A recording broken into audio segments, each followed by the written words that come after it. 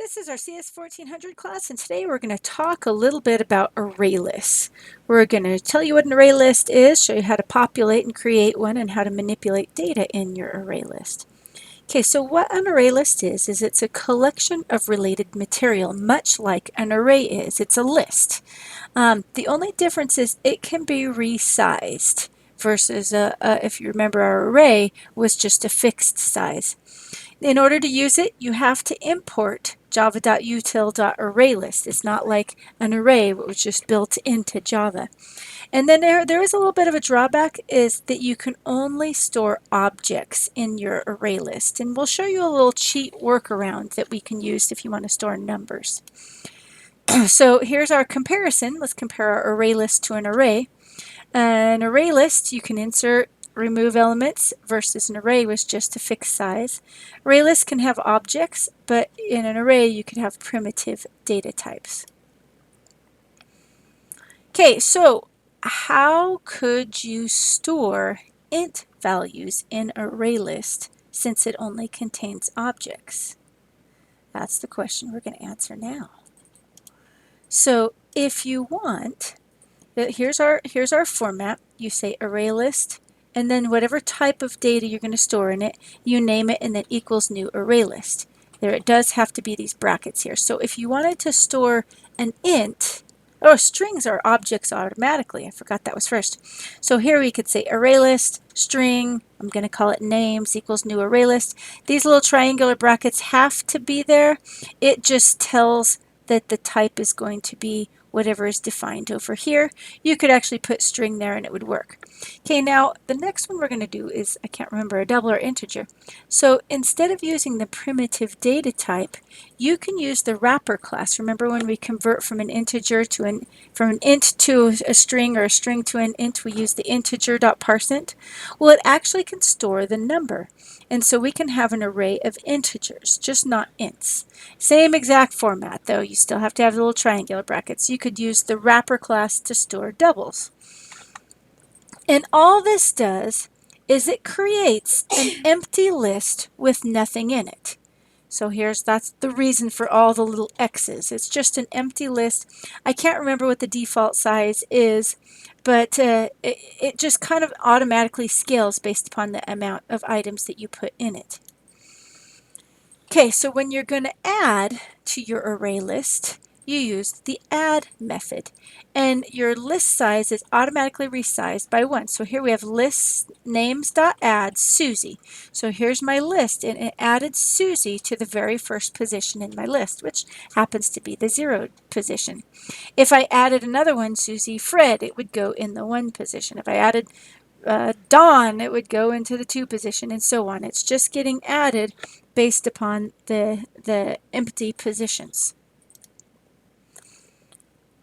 Okay, now if you want to add at a particular position, you can do that. So what you do is you specify, you still use add, but you give it the position that you want to add to. And then you give it the name or the value or whatever you're adding. And what happens is your list is automatically resized by 1, and everything that you add after that gets pushed up in the list. So for example, here we're adding Fred to position 1. Watch what happens to Adam and Carrie. So Fred gets added at position 1, and my Adam stays there. He just gets pushed up a value, and same with Carrie.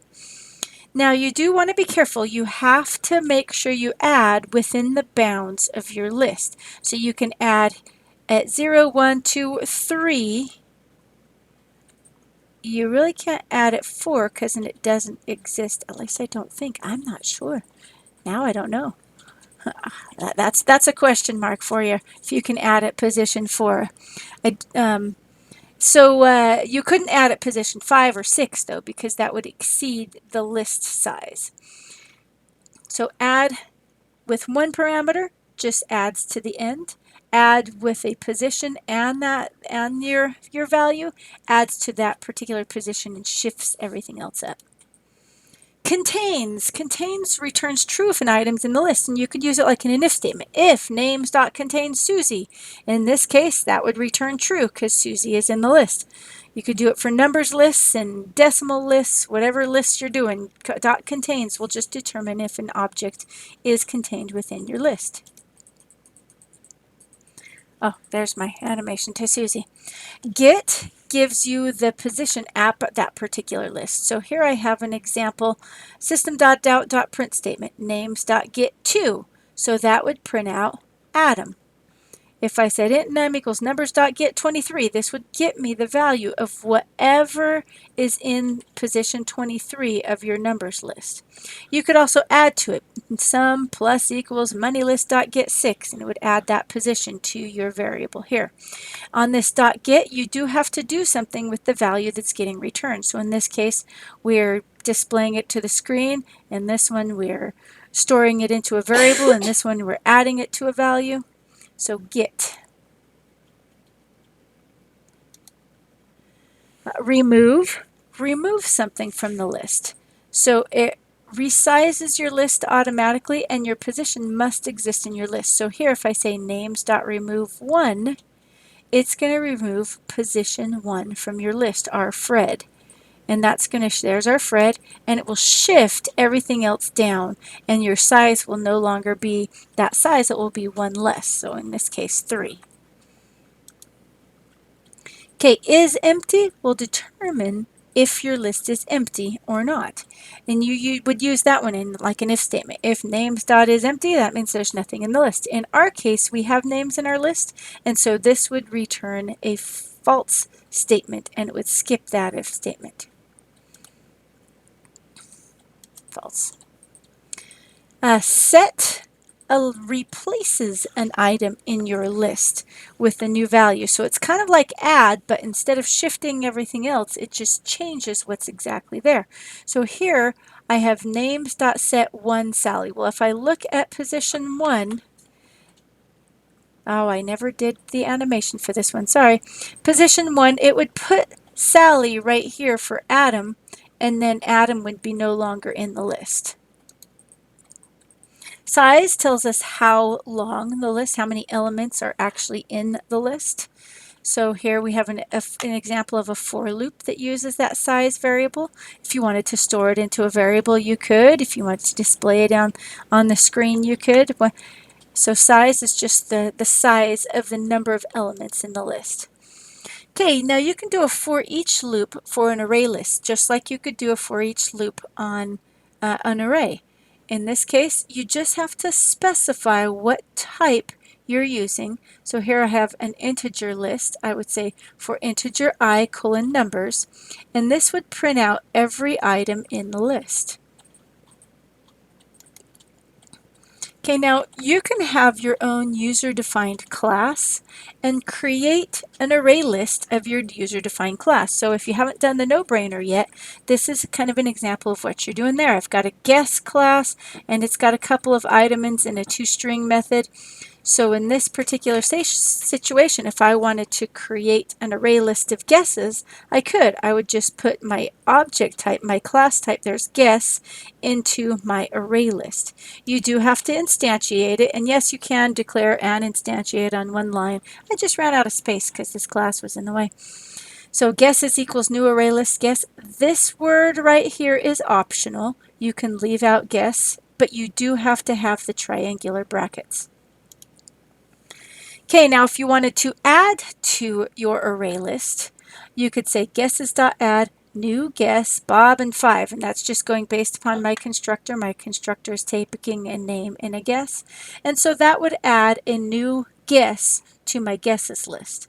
Alternatively, you can instantiate your object. Here's just my guess, Bob equals new guess, and then add that object to your list, guesses.add.